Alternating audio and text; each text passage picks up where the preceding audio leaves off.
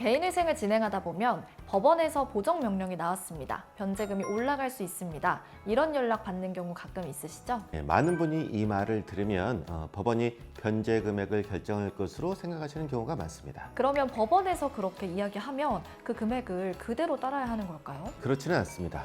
보정명령은 확정된 결정이라기보다는 법원이 검토 방향을 제시하는 경우가 많습니다. 그래서 개인회생을 진행하는 과정에서 의뢰인이 알아두면 좋은 세 가지 기준을 정리해 보겠습니다.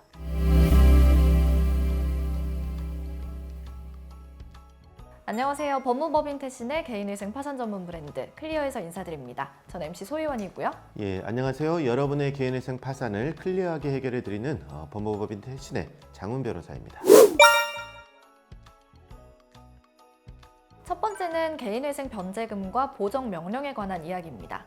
개인회생 진행하다 보면 법원에서 보정명령이 나오고 그게 변호사 사무실로 전달이 되잖아요. 그러면 변호사님이 의뢰인에게 법원에서 보정명령이 나왔습니다 하고 설명하게 되는데요. 이 과정에서 변제금이 올라갈 수도 있다고 들으면 많이 걱정을 하시더라고요. 이 변제금이 올라가는 상황이라면 법원이 정한 금액을 그대로 받아들이고 변제금을 다 내야 하는 걸까요? 반드시 그런 것은 아닙니다. 개인회생 절차에서 법원이 제시하는 변제금은 확정된 명령이라기보다는 법원이 검토 방향을 제시하는 경우가 많습니다. 예를 들어서 변제금 계산 기준에 오해나 누락이 있었는지, 생활비나 지출 구조가 실제 상황과 맞는지 등을 확인하게 됩니다. 이런 부분을 다시 검토하면서 어떤 방식으로 대응하는 것이 현실적인지 판단하게 됩니다. 그러면 법원이 제시한 금액이라고 하더라도 의뢰인 상황에 따라서 조정하거나 의견을 낼 수도 있다는 말씀인 거네요? 네, 맞습니다. 이 과정에서 변호사의 역할은 단순히 내용을 전달하는 것이 아니라 사건 상황을 검토하고 대응 방향을 함께 정리하는 것입니다. 대응 과정 역시 의뢰인에게 충분히 안내하고 필요한 경우에 함께 상의하면서 진행하는 것이 기본입니다. 의뢰인의 설명이나 동의 없이 변제금이나 대응 방향을 일방적으로 정해서 사건을 진행하는 것은 적절하지 않습니다. 두 번째는 개인회생 사건 진행 상황에 관한 이야기인데요.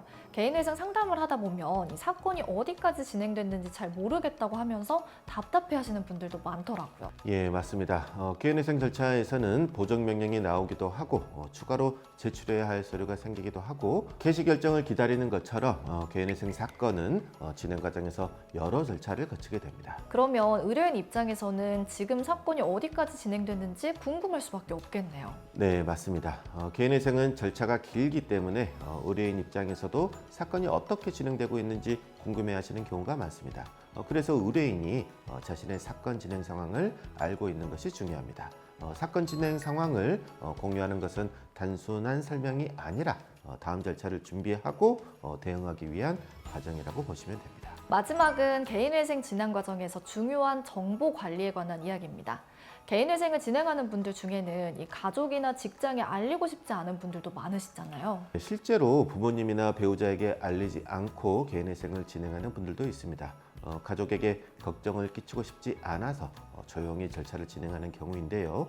이런 상황에서는 정보 보호가 매우 중요합니다. 자료가 외부로 전달되거나 연락이 예상하지 못한 곳으로 가게 되면 개인적인 갈등으로 이어질 수도 있기 때문이죠.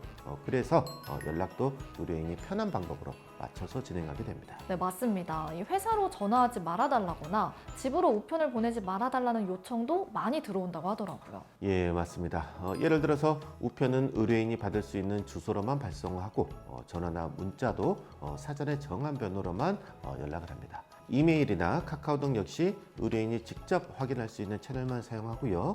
이렇게 해야지만 의뢰인의 생활을 침범하지 않으면서 절차를 진행할 수 있습니다.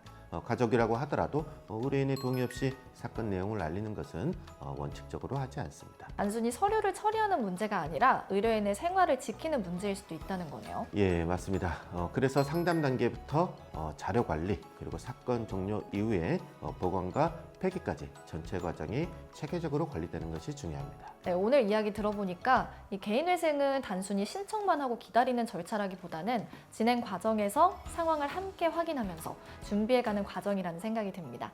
변호사님, 오늘 내용 한 줄로 정리해 주시죠. 보정명령이나 변제금 안내가 나오더라도 그대로 따르는 것이 아니라 내용을 정확히 이해하고 상황에 맞게 대응하는 것이 중요합니다. 개인회생이라는 과정이 처음에는 낯설고 복잡하게 느껴질 수 있지만 이렇게 하나씩 기준을 알고 나면 진행 과정도 훨씬 차분하게 준비해 나가실 수 있을 것 같습니다.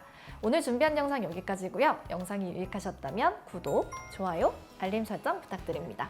저희는 다음에 더 유익한 내용으로 찾아뵙겠습니다. 감사합니다. 개인회생 파산이 궁금할 땐 클리어!